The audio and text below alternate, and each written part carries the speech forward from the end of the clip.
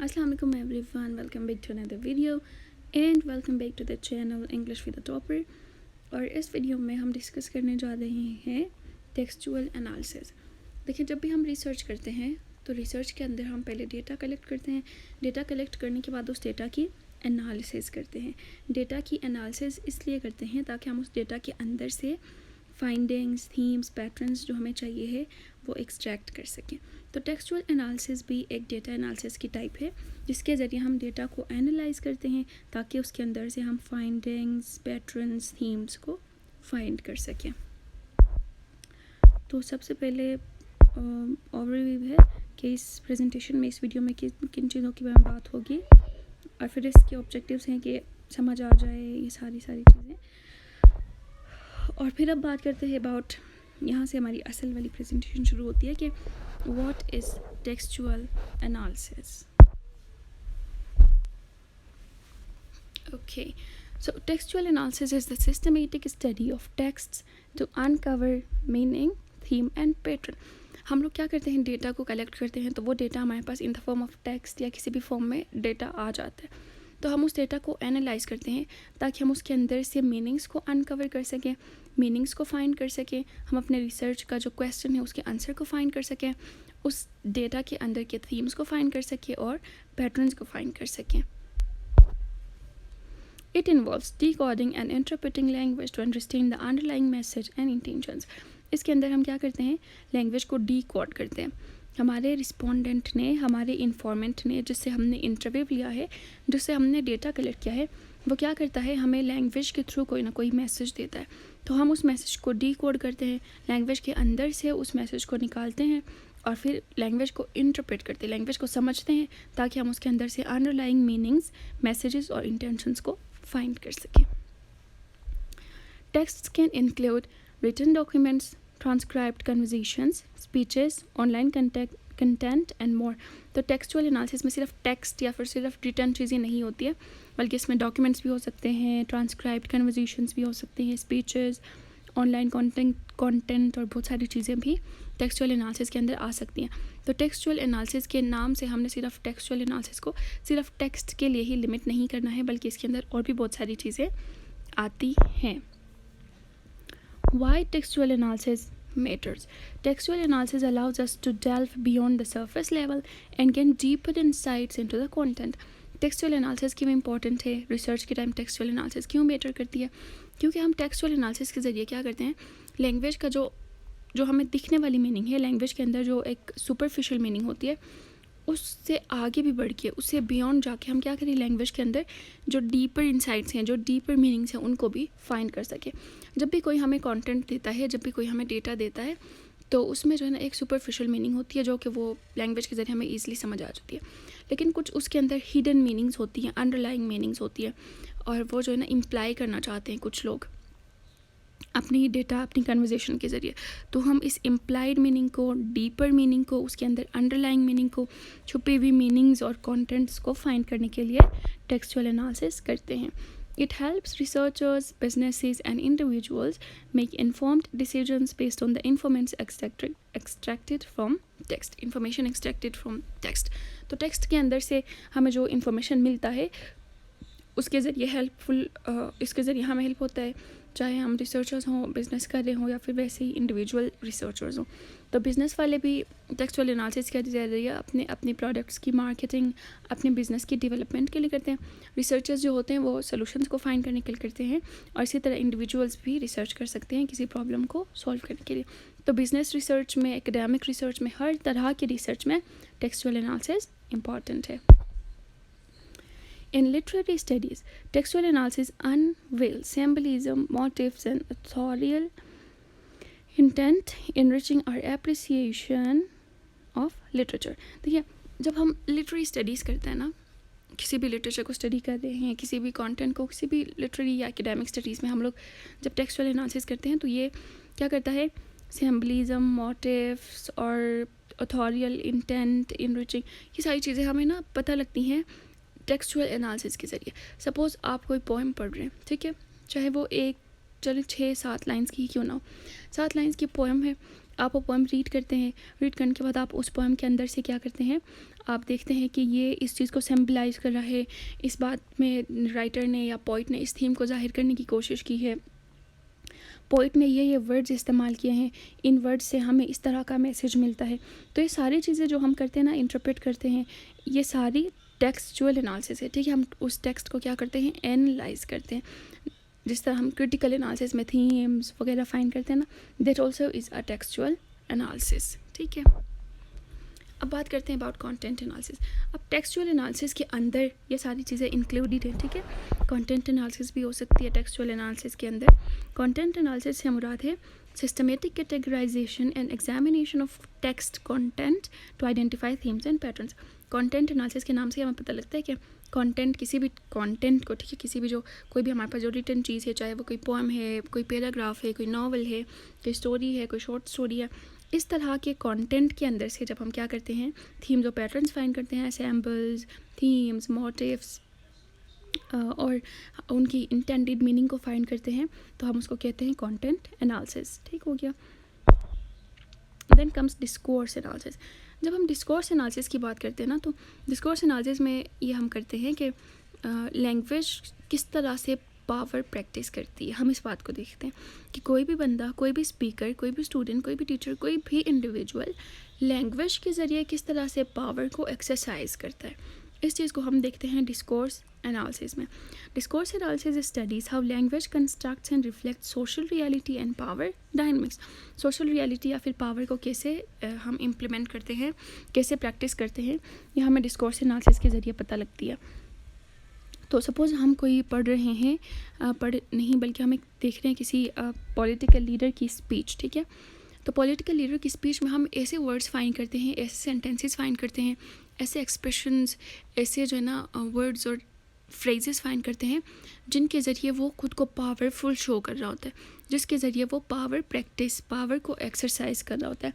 तो इस तरह की एनालिसिस को भी हम कहेंगे डिस्कोर्स एनालिसिस, लेकिन ये भी टेक्सचुअल एनालिसिस ही होती है।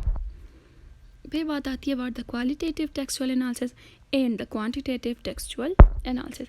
क्वालिटेटिव टेक्सचुअल एनालिसिस में हम क्या करते हैं कि किसी भी कंटेंट की मीनिंग को अंडरस्टैंड करते हैं, किसी भी कंटेंट के अंदर से थीम्स एंड पैटर्न्स फाइंड करते हैं यहाँ पे। लेकिन बात ये इंपॉर्टेंट है कि वो जो कंटेंट है उसका क्वालिटेटिव होना लाजमी है, ठीक है। वो फैक्ट्स की फॉर्म में हो, वो नंबर्स या न्यूमेरिक फॉर्म में ना हो, बल्कि वो इंसाइट्स, थॉट्स और फीलिंग्स और इस तरह की डिस्क्रिप्टिव फॉर्म में हो, ठीक हो गया। ये जो है ना किसी ग्रुप कमेंट्स या ऑब्जर्वेशन से भी हम इसकी एनालिसिस कर सकते हैं। फिर बात आती है क्वांटिटेटिव। क्वांटिटेटिव कहा ही ऐसे डेटे को जाता है जिसके अंदर न्यूमेरिक्स हों, जिसके अंदर नंबर्स हों, जिसके अंदर फिगर्स हों। तो क्वांटिटेटिव टेक्सचुअल एनालिसिस में हम लोग ऐसे टेक्स्ट को एनालाइज करते हैं जिसके अंदर न्यूमेरिकल डेटा है, ठीक है। और इसको ज़्यादातर स्टेटिस्टिकल मेथड से किया जाता है। मीन फाइंड करेंगे, एवरेज फाइंड करेंगे, सम फाइंड करेंगे, ग्राफ्स बनाएंगे, टेबल्स बनाएंगे। तो ये सारी भी टेक्सचुअल एनालिसिस ही है, लेकिन क्वांटिटेटिव टेक्सचुअल एनालिसिस है। इसमें जो है ना डेटा स्ट्रक्चर्ड होता है क्योंकि डेटा न्यूमेरिक फॉर्म में होता है और हम इसके अंदर स्टेटिस्टिकल मेथड्स को यूज़ करते हैं, ठीक। ये सारे अभी जो हमने बातें डिस्कस की ये थी कि टेक्सचुअल एनालिसिस के अंदर क्या क्या चीज़ें आती हैं। अब बात करते हैं मेन टाइप्स या फिर main categories of textual analysis, ठीक है। इसके क्या टाइप्स हैं। तो सबसे पहली टाइप हमारे पास आती है social science textual analysis. Social science textual analysis हम तब करते हैं when text is taken as data, जब हम टेक्स्ट को डेटा की तरह लेते हैं। डेटा को एनालाइज करें मतलब टेक्स्ट को ही एनालाइज करें, ये बात तो वही है जो मैंने आपको पहले भी बता दिया। रिटन और spoken text as a data to understand social phenomena, attitudes, beliefs और बिहेवियर्स। जो भी चीज़ें सोसाइटी से रिलेटेड हैं, सोसाइटी के साइंस से रिलेटेड हैं, सोशल इंटरेक्शन से रिलेटेड हैं, सोशल एस्पेक्ट ऑफ लाइफ से रिलेटेड हैं, वो सारी चीज़ें सोशल साइंसेस टेक्सचुअल एनालिसिस के अंदर आती हैं। जैसे कि एटीट्यूड्स, बिलीव्स, बिहेवियर्स। हम एटीट्यूड या बिलीफ या बिहेवियर किसी सोसाइटी के अंदर शो करते हैं ना, तो सोसाइटी के अंदर जो चीज़ें आती हैं उनको एनालाइज करना कहलाता है social science textual analysis. Researchers use data to identify patterns, themes and trends within the text that can provide valuable information for their studies, ठीक है। फिर वही बात आ गई कि जो हमारे पास डेटा है, जो हमारे पास टेक्स्ट है, उसके अंदर से हम themes, patterns, trends, meanings, intentions को फाइंड करते हैं ताकि वो हमारे रिसर्च के फाइंडिंग्स के लिए हेल्पफुल हो। तो इस तरह के रिसर्च को कहा जाता है सोशल साइंसेज टेक्सचुअल एनालिसिस, इस एनालिसिस को कहा जाता है। ठीक हो गया। For example sentiment analysis on social media है, उसकी हम सेंटिमेंट एनालिसिस कर रहे हैं कि सोशल मीडिया का किस तरह से इम्पैक्ट हो रहा है हमारी लाइफ में, किस तरह हम लोग इन्फ्लुएंस हो रहे हैं सोशल मीडिया से, सोसाइटी के अंदर हम किस तरह इन्फ्लुएंस हो रहे हैं। तो इस तरह के एनालिसिस को हम कहेंगे social science textual analysis. Then comes literary studies textual analysis. Literary studies के नाम से हमें पता लगता है कि ऐसे स्टडीज़ जो कि लिटरेरी हैं, जो लिटरेचर से रिलेटेड हैं। ठीक हो गया। तो लिटरेचर के अंदर क्या क्या चीज़ें आती हैं?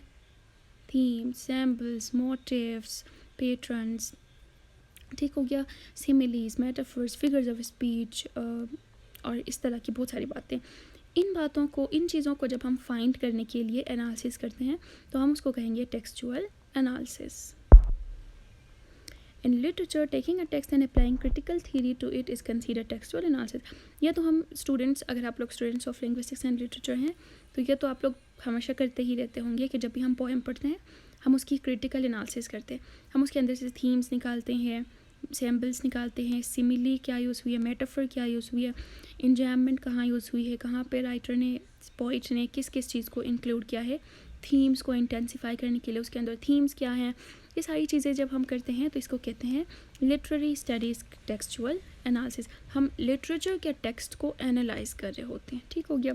सपोज़ हम किसी नॉवल के अंदर कैरेक्टर एनालिसिस करते हैं, सबसे पहले हम कैरेक्टर को चूज़ करेंगे, फिर देखेंगे कि वो कैरेक्टर किस तरह का है, कैरेक्टर के अंदर क्या थीम्स हमें मिल रही हैं, कैरेक्टर के अंदर जो है ना किस तरह की, मतलब उसका फिज़िकल डिस्क्रिप्शन किस तरह की है, फिज़िकल डिस्क्रिप्शन की एनालिसिस करते हैं। ठीक है। उसके थॉट्स एंड पैटर्न्स की एनालिसिस करते हैं। तो इस तरह की एनालिसिस को हम कहते हैं लिटरेरी स्टडीज़ टेक्सचुअल एनालिसिस। अब advantages of textual analysis. Textual analysis के एडवांटेजेस तो बहुत सारे हैं, आपको अब तक पता लग गई होंगी कि रिसर्च के अंदर टेक्सचुअल एनालिसिस की कितनी सारी बेनिफिट्स एंड एडवांटेजेस हैं। सबसे पहले रिच इंसाइट्स। जब भी हम टेक्सचुअल एनालिसिस करते हैं ना तो हमें रिच इंसाइट्स मिलते हैं। अगर हम टेक्सचुअल एनालिसिस ना करें सपोज़, ठीक है, जो हमें हमारे इंटरव्यू से जो डेटा मिल गया है उसको एज इट इज़ आगे हम अपने फाइंडिंग्स में लेके जाएं, तो हम क्या करेंगे कि डेटा के अंदर जो रिचर और डीपर इंसाइट्स हैं, उसके अंदर थीम्स हैं, पैटर्न्स हैं, उसके अंदर हिडन मीनिंग्स हैं, उनको फाइंड नहीं कर पाएंगे। तो थीम्स, हिडन मीनिंग्स, पैटर्न्स और इन सब चीज़ों को फाइंड करने के लिए टेक्सचुअल एनालिसिस हेल्पफुल होता है। Objective decision making by leveraging systematic approaches. Textual analysis promotes objective decision making. It reduces reliance on intuition and gut feeling and enabling evidence-based conclusion. ठीक है। जब भी हम टेक्सचुअल एनालिसिस करते हैं तो हमारे रिसर्च के अंदर, हमारे कंक्लूजन के अंदर एविडेंस बेस्ड चीज़ें आ जाती हैं। ऐसी चीज़ें जिनका हमारे पास एविडेंस है, हम चुपचाप जाके इन कंक्लूजन में ऐसी बात नहीं लिखेंगे जो हमारे डेटा के अंदर नहीं है। तो जब हम डेटा की एनालिसिस करेंगे सही तरह से तो हमें पता लगेगा कि डेटा के अंदर हिडन मीनिंग क्या है। तो जब हम उस हिडन मीनिंग को अपने कंक्लूजन में लिखेंगे तो हमारे पास एक एविडेंस होगा कि भाई हमने इस तरह की एनालिसिस की तो हमें ये हिडन मीनिंग मिल गई। ठीक है। तो हमारे यहाँ पे जो है ना एविडेंस बेस्ड कंक्लूजन्स आ जाती हैं। और देन कम्स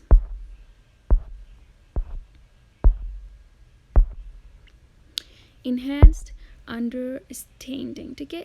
इसमें होता है कि analysing text aids comprehension specially in complex subjects. It clarifies dense material making it more accessible to readers and facilitating better communication of ideas. इसमें जो है ना इन्हेंस्ड अंडरस्टैंडिंग, बहुत अच्छी अंडरस्टैंडिंग आती है, कॉम्प्रीहेंशन हमारी अच्छी आ जाती है। ठीक है। जब हम डेटा को एनालाइज करते हैं ना तो हमें उसके अंदर से सारी चीज़ें पता लग रही होती है कि हमारे स्पीकर ने, हमारे रिस्पोंडेंट ने या हमारे इन्फॉर्मेंट ने ये बात कही है तो इसके पीछे ये बातें हो सकती हैं। तो हमें इन्हेंस्ड अंडरस्टैंडिंग होती है। हम सिर्फ सरफेस की लेवल की अंडरस्टैंडिंग तक ही नहीं रहते हैं बल्कि हम उसकी इन डेप्थ अंडरस्टैंडिंग भी हासिल कर लेते हैं। Efficient data processing. Large volumes of textual analysis can be overwhelming for manual analysis. Textual analysis tools automate the process. ठीक है। बाज़ दफ़ा ऐसा होता है कि हमारे पास डेटा बहुत ज़्यादा होता है तो हम उस पूरे डेटे को बैठ के एक एक करके एनालाइज करेंगे तो टाइम कंज्यूमिंग होगा। तो डेटा एनालिसिस के कुछ टूल्स ऐसे हैं कि जो हमारे इस प्रोसेस को ऑटोमेट करते हैं, हमारे लिए रिसर्च के अंदर ईजीनेस पैदा करते हैं, हमारे लिए टाइम बचाते हैं, हमारा एफर्ट बचाते हैं। तो ये भी इसकी एक एडवांटेज है। जैसे कि डेटाबेस है ना, जैसे स्टैटिस्टिकल डेटाबेस है, हम एवरेज और मीन फाइंड करने के लिए कैलकुलेशंस करते नहीं रहेंगे, बल्कि हम लोग SPSS के अंदर पुट करेंगे, वो खुद ही हमें निकाल के देगा। तो ये भी एक टेक्सचुअल एनालिसिस की एडवांटेज है कि हमारे लिए चीज़ें ईजी हो जाती हैं। फिर बात आती है एकेडमिक रिसर्च। एकेडमिक रिसर्च के अंदर तो टेक्सचुअल एनालिसिस बहुत ज़्यादा इंपॉर्टेंट है।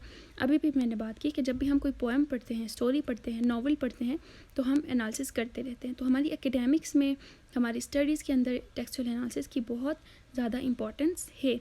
जब हम अपनी स्टडीज़ के अंदर टेक्सचुअल एनालिसिस करते हैं ना, तो हम लोग थीम्स, पैटर्न, सैम्पल सब कुछ अच्छी तरह से फाइंड कर लेते हैं और हमारी एक अच्छी अंडरस्टैंडिंग होती है। Decision support. Governments and organisations use textual analysis to gather public opinion. ठीक है, पब्लिक ओपिनियन और फीडबैक हमें मिलता है थ्रू टेक्सचुअल एनालिसिस।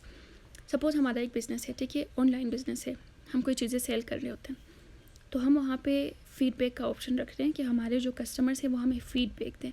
तो हम क्या करते हैं, उन सब फीडबैक, हमारे जो कस्टमर्स ने हमें फीडबैक दिए हैं, उन फीडबैक्स की टेक्सचुअल एनालिसिस करते हैं। तो तब हमें जाके पता लगता है कि हमारी प्रोडक्ट के अंदर क्या खूबियाँ हैं, क्या खामियाँ हैं, कहाँ पे हमें अपने प्रोडक्ट को सही करने की ज़रूरत है, हमारे प्रोडक्ट का पब्लिक का ओपिनियन क्या है हमारे प्रोडक्ट के बारे में। तो इन फीडबैक्स की टेक्सचुअल एनालिसिस करके हम अपने बिज़नेस के अंदर इम्प्रूवमेंट ला सकते हैं। गवर्नमेंट्स, ऑर्गेनाइजेशंस और बिज़नेस के लिए भी टेक्सचुअल एनालिसिस बहुत ज़्यादा इंपॉर्टेंट है। अब टेक्सचुअल एनालिसिस इंपॉर्टेंट भी है, अच्छा भी है, करनी भी चाहिए, लेकिन इसके अंदर कुछ चैलेंजेस आते हैं। ठीक है, चैलेंजेस हर चीज़ में आते हैं, हर जगह में आते हैं, ज़िंदगी के हर फेस में आते हैं। इसी तरह टेक्सचुअल एनालिसिस के अंदर भी हमारे लिए चैलेंजेस आती हैं। सबसे पहली चैलेंज है एम्बिग्विटी एंड सब्जेक्टिविटी। एम्बिग्विटी मतलब डुअल मीनिंग का होना, डबल मीनिंग्स होना, और सब्जेक्टिविटी मतलब किसी बंदे के खुद से रिलेटेड, ठीक है, पर्सनल, अपने आइडियाज़, अपने इंटेंशंस, अपनी जजमेंट से रिलेटेड। तो जब हम टेक्सचुअल एनालिसिस करते हैं ना, तो text often contain ambiguous language. बहुत ज़्यादा दफ़ा ऐसा होता है कि हमारी टेक्स्ट के अंदर एम्बिगुअस लैंग्वेज होती है मतलब ऐसी लैंग्वेज होती है जिसकी डुअल मीनिंग है। तो वहाँ पे जो ना हमारे लिए ये चैलेंज आती है कि डुअल मीनिंग के अंदर से हम किस मीनिंग को ले लें, ठीक है, किस मीनिंग को हम अपने एनालिसिस के अंदर सेलेक्ट करें या मेटाफर्स और फिगरेटिव एक्सप्रेशंस भी आ जाते हैं कि जिनके ज़रिए हमारी क्रिटिकल टेक्सचुअल एनालिसिस के अंदर चैलेंजेस आ सकती हैं। Different analysts may have varying interpretations of same text. ठीक है, सपोज सेम टेक्स्ट है, एक ही स्टोरी है, नहीं बल्कि एक ही पोएम है छोटी सी, उसकी एनालिसिस दो बंदे कर रहे हैं, तो वो दोनों बंदे उस एक ही पोएम की एनालिसिस डिफरेंट तरह से करेंगे, क्योंकि उनकी इंटेंशंस डिफरेंट है, उनका पर्सपेक्टिव डिफरेंट है। स्पेशली अगर उसके अंदर एम्बिगुअस वर्ड्स हैं, उसके अंदर मेटाफर्स हैं, तो एक बंदा मेटाफर को किसी और सेंस में लेगा, दूसरा बंदा मेटाफर को किसी और सेंस में लेगा। तो ये जो है ना हमारे लिए एक चैलेंज आती है वाइल टेक्सचुअल एनालिसिस। दूसरी चैलेंज है contextual understanding. Properly analysing a text requires a deep understanding of the context in which it was written. देखिए, हमने डेटा तो कलेक्ट कर लिया, सपोज़ कोई रिटन हमारे पास मटीरियल है, हम उसकी एनालिसिस करेंगे, ठीक है, हम उसके अंदर सिर्फ वर्डिंग को देखेंगे, हम उसके अंदर सिर्फ अंडरलाइंग मीनिंग को देखेंगे, और बाज़ दफ़ा ऐसा होता है कि हमें उसके रिटन कॉन्टेक्स्ट का पता नहीं होता है।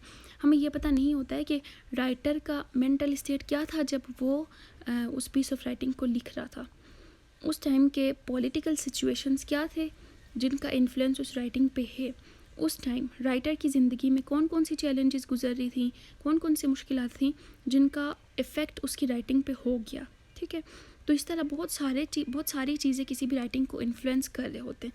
तो इन सब चीज़ों को अकाउंट में ले लेना काफ़ी मुश्किल हो जाता है, और इसके ज़रिए मिसअंडरस्टैंडिंग भी बाज़ दफ़ा आ सकती है। नेक्स्ट है data volume. Textual data can be vast and overwhelming, making it difficult to process and analyze manually. Analyzing large volumes of text can be time consuming and resource intensive. ठीक है, बाज़ दफ़ा टेक्स्ट हमारे पास बहुत ज़्यादा होता है, तो उस पूरे टेक्स्ट की एनालिसिस करना जो है ना एक टाइम कंज्यूमिंग और मुश्किल काम हो जाता है। तो ये भी एक चैलेंज है, लेकिन इस चैलेंज की सॉल्यूशंस भी हैं। जैसे हम SPSS को यूज़ करते हैं, इसी तरह इसकी भी सॉल्यूशंस हो सकती हैं। ठीक है, कोई भी चैलेंज बगैर सॉल्यूशन के नहीं होता है।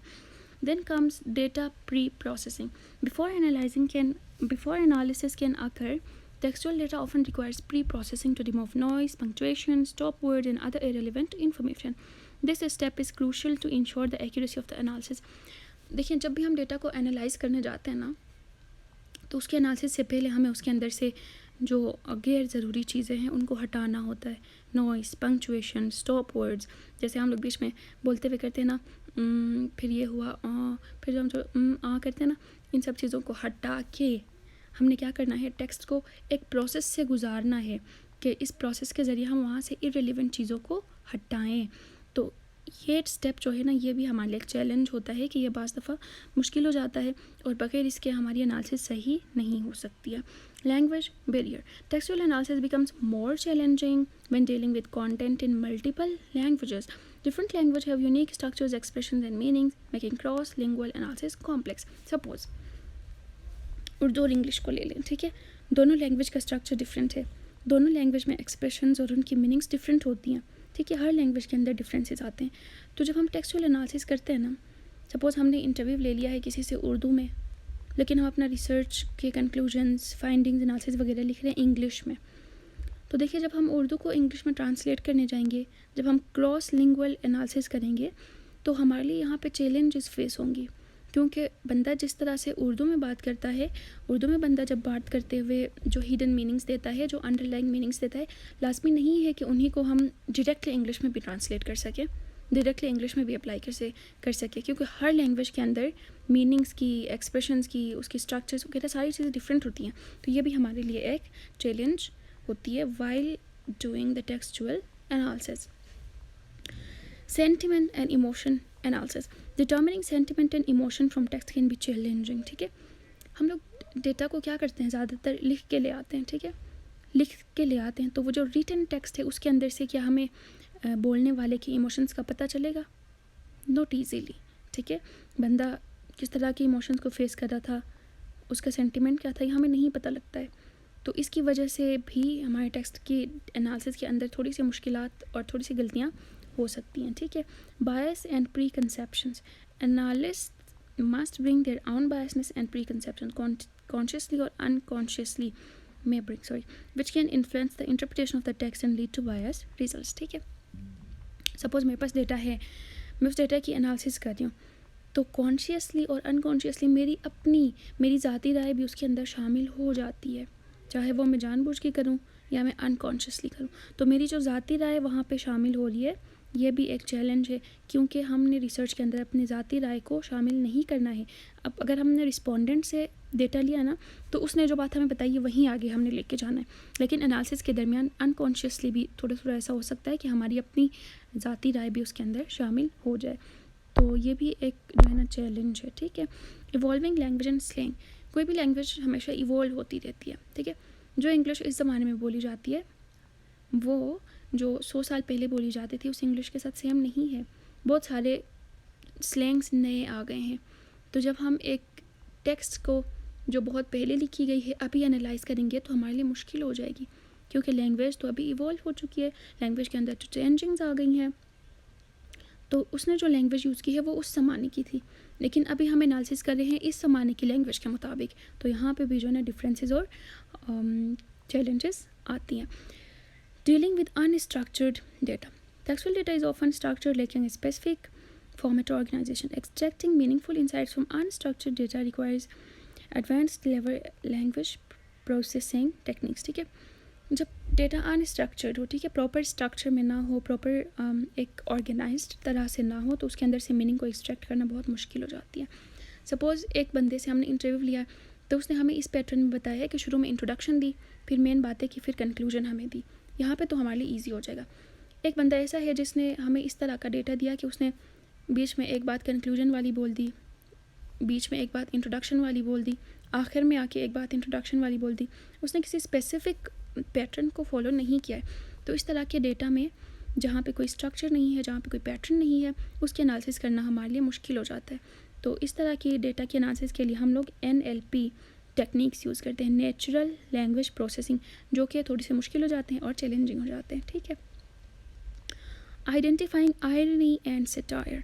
डिटेक्टिंग आयरनी, सार्केज़म और satire in text can be challenging. ठीक है, टेक्स्ट के अंदर से क्रिटिसिज्म को फाइंड करना, टेक्स्ट के अंदर से आयरनी फाइंड करना, टेक्स्ट के अंदर से जो तंज हुई है, ठीक है, चाहे वो इस्लाह के लिए तंज यूज़ हुई हो या फिर तंज के लिए ही तंज यूज़ हुई हो, ठीक है, तंज, तो उसको फाइंड करना आयरनी सार्केज़म सटायर को फाइंड करना बाज़ दफ़ा चैलेंजिंग हो जाता है, क्योंकि कुछ लोग इतनी ख़तरनाक वर्डिंग में तंज करते हैं कि वो बंदे को ईज़िली समझ नहीं आती हैं। तो इस तरह की एनालिसिस भी हमारे लिए मुश्किल हो सकती है। अब यहाँ पे एक पिक्चर है, ठीक है, इसकी अगर हम टेक्सचुअल एनालिसिस करेंगे तो क्या हमें मिलेगा, ठीक है। तो ये जो है एक मशहूर पेंटिंग है जो कि नॉर्वेजियन आर्टिस्ट ने की थी, एडवर्ड मंच ने 1893 में। तो ये जो है ना एक बहुत ही मशहूर पेंटिंग है, क्योंकि इसकी जो टेक्सचुअल एनालिसिस होती है ना वो काइंड ऑफ है, ठीक है, इंटरेस्टिंग भी है, थोड़ी सी डिफ़िकल्ट भी है कि इस टेक्स्ट के अंदर हमें क्या मीनिंग मिल रही है, इस टेक्स्ट के अंदर आर्टिस्ट ने हमें क्या हिडन मीनिंग बताने की कोशिश की है, ठीक है। तो इसको डिफरेंट लोग डिफरेंट तरह से एनालाइज कर लेते हैं। आप भी इसकी एनालिसिस कर लें, ठीक है, यहाँ पे वीडियो को रोक के कि यहाँ पे क्या चीज़ हो रही है, राइटर ने हमें किस बारे में बताने की कोशिश की है, राइटर ने नहीं, सॉरी, आर्टिस्ट ने। तो ये उसी द स्क्रीम है पेंटिंग का नाम, द स्क्रीम के अंदर की ही एनालिसिस की गई है, जो लोगों ने की है, क्रिटिक्स ने उसकी एनालिसिस की है, और वो यहाँ पे मेंशन है कि इस पेंटिंग के अंदर क्या हमें आर्टिस्ट ने बताने की कोशिश की है। तो आप यहाँ पे वीडियो को पॉज करके इसको देख सकते हैं। तो अभी ये जो है ना एक दफ़ा समराइज़ करते हैं कि हमने बात की शुरू में टेक्सचुअल एनालिसिस की, ठीक है, कि किसी भी टेक्स्ट को एनालाइज करना, चाहे वो कोई पिक्चर हो, ऑडियो हो, कोई स्पीच हो, तो इसके अंदर ना डिफरेंट चीज़ें इंक्लूड हैं, ठीक है। Textual analysis includes content analysis, जिसमें हम कंटेंट को एनालाइज करते हैं, डिस्कोर्स एनालिसिस जिसमें लैंग्वेज और पावर के रिलेशन को फाइंड करते हैं, क्वालिटेटिव टेक्सचुअल एनालिसिस जब हमारे पास डेटा क्वालिटेटिव फॉर्म में है, क्वांटिटेटिव टेक्सचुअल एनालिसिस जब हमारे पास डेटा क्वांटिटेटिव फॉर्म में है। इसकी दो मेन टाइप्स हमने डिस्कस की, सोशल साइंस टेक्सचुअल एनालिसिस जो हमारी social science, social behaviour, attitude से रिलेटेड है, और लिटरेरी स्टडीज़ टेक्सचुअल एनालिसिस जिसके अंदर हम लिटरेचर की एनालिसिस करते हैं, ठीक हो गया। तो यहाँ तक थी about the textual analysis. I hope आप लोगों को अच्छी तरह से समझ आ गई होगी, आ भी गई है तो भी, नहीं भी आ गई है तो भी आप वीडियो को like, share, subscribe and comment ज़रूर कीजिएगा। दैट्स ऑल, अल्लाह हाफिज़।